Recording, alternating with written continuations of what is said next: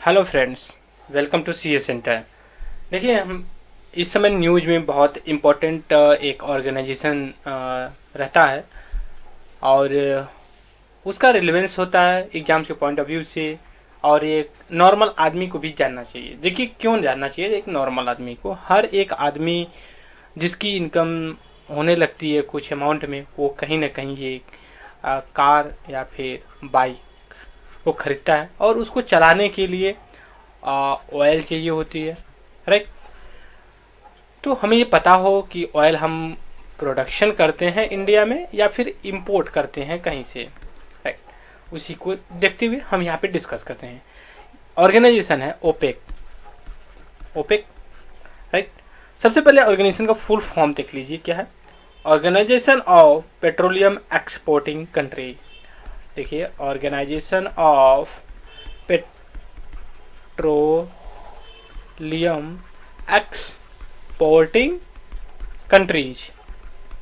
Countries दूसरी चीज़ है, इसी के साथ एक और वर्ड ओपेक से मिलता जुलता होता है, उसको कहते हैं ओपेक। ओपेक प्लस, या फिर उसको इस फॉर्म में दे सकते हैं। इनके बीच में डिफरेंसेस समझने से पहले हम ओपेक के बारे में समझ लें कि ओपेक वास्तव में है क्या। अगर हम ओपेक को समझ गए और कैसे काम करता है तो हम ऑफ कोर्स ओपेक प्लस को भी समझ जाएंगे। यहाँ पे देखिए, इसका ये काम है, ये ग्रुप जो कंट्री का है, ये ऑयल ऑयल रिजर्व इनके पास अच्छी खासी क्वांटिटी में है और ये प्रोडक्शन करते हैं और इसको फिर एक्सपोर्ट करते हैं और उससे वो अपनी कंट्री की इकोनॉमी को रन करवाते हैं। लेकिन हुआ ये कि जब टाइम पीरियड था आपका, कह सकते हो 1960 इस समय कोल्ड वार चल रहा था और सब कंट्री अपने अपने हिसाब से प्रोडक्शन कर रहे थे 1960 के पहले। तो हुआ क्या कि कुछ कंट्री आए, राइट। कुछ कंट्री आए, उसमें ये लोग डिसाइड किए कि ऐसा है ना कि हम एक ग्रुप बनाते हैं। वो 5 कंट्री थे और इन्होंने डिसाइड किया हम ये ग्रुप बनाएंगे, ठीक है। और जो प्रोडक्शन कर रहे थे उस समय, जब 5 मेजर प्रोडक्शन कंट्री थे, और वो कहें कि हम एक ग्रुप बनाएंगे और हम मिल के डिसाइड करेंगे कितना प्रोडक्शन करना है। सपोज करिए अगर 100 लीटर की डिमांड है, अगर ये 200 लीटर अगर प्रोडक्शन कर देते हैं तो प्राइस क्या होगी इनकी कम, क्योंकि सप्लाई बहुत ज़्यादा है। तो ये इन्होंने कहा कि नहीं, जितना डिमांड है डिमांड के बराबर प्रोडक्शन करेंगे। एक समय था उस समय, लेकिन बाद में फिर ये क्या किए, डिमांड ज़्यादा है, प्रोडक्शन थोड़ा सा कम कर दिए। तो हुआ क्या कि इनकी जो ऑयल, क्रूड ऑयल था ना, इनकी प्राइस फिर बढ़ने लगी। तो फिर इनको लगा कि अरे ये तो हमारे हाथ में कि प्राइस कितनी होनी चाहिए। तो इन्होंने अपना एक ग्रुप बनाया, उसको ओपेक बोला जाना। और वो जो प्लेस था, अगर मैं आपसे बात करूँ, वो बगदाद आपका जो पड़ता है, जो कि इराक में पड़ता है, राइट। तो बगदाद में इसको जो है कि इराक में, अब देखिए बगदाद आपको पता होना चाहिए इराक में है, पड़ता है। इराक एक गल्फ कंट्री है। वहाँ पे ये लोग डिसाइड किए कि ओपेक बनना चाहिए 1960 में, और ओपेक बना भी, राइट। ये काम अभी तक बहुत अच्छे से करता है।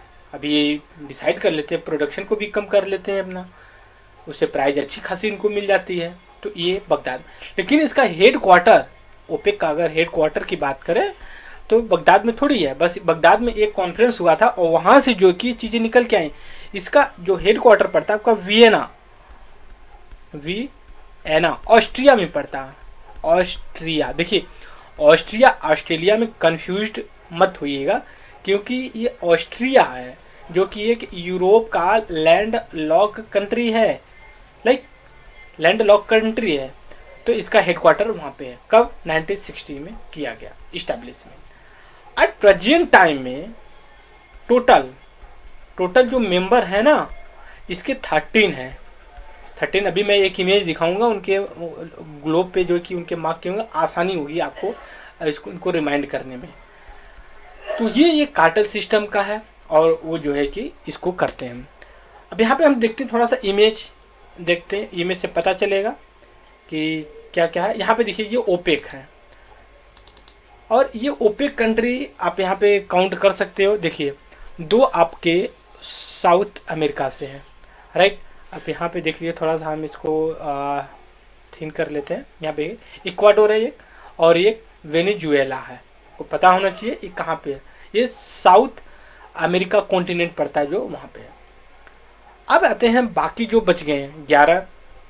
ईरान है, कतर है, यूएई है, सऊदी अरब है, अल्जीरिया है, और फिर उसके बाद लीबिया है, नाइजीरिया है, इक्वेटोरियल गुयाना है, गाम्बेन है, फिर अंगोला है, रिपब्लिक ऑफ कॉन्गो। ये ग्रुप मिलकर के अपना एक ओपेक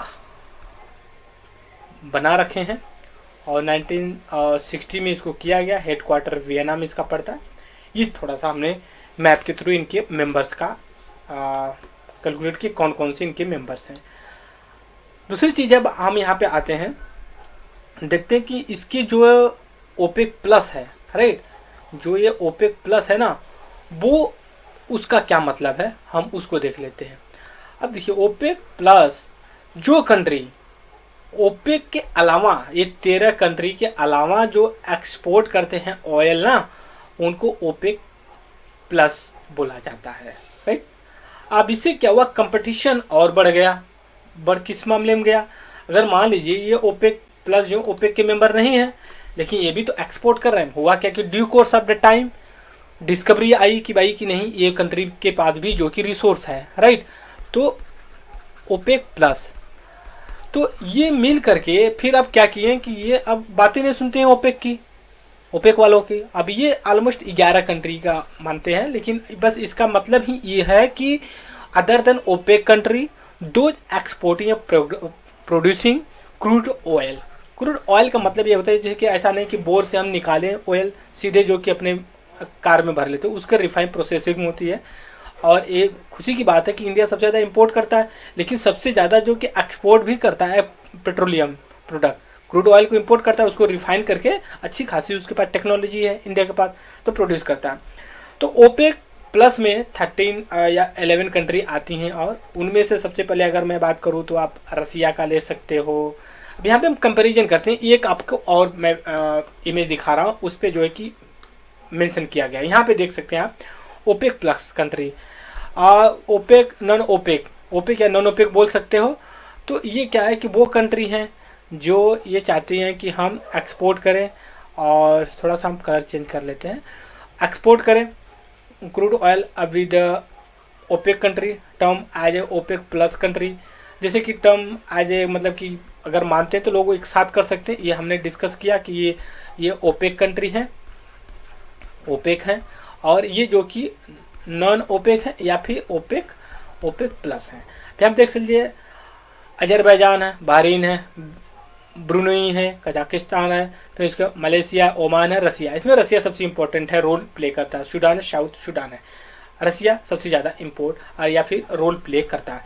तो ये हमने ओपेक नॉन ओपेक मेंबर का अगर आप याद रख सकते तो बेटर होगा, अदरवाइज कोई ज़रूरी नहीं, आज तक पूछा नहीं है, अब पूछेगा भी नहीं जहाँ तक लगता है। तो ये चीज़ें हमने बेसिक डिस्कस किया कि जो टू द पॉइंट के लिए हमारे वीडियो में बना रखा है। सो इस वीडियो में इतना ही। Thank you very much the discussion.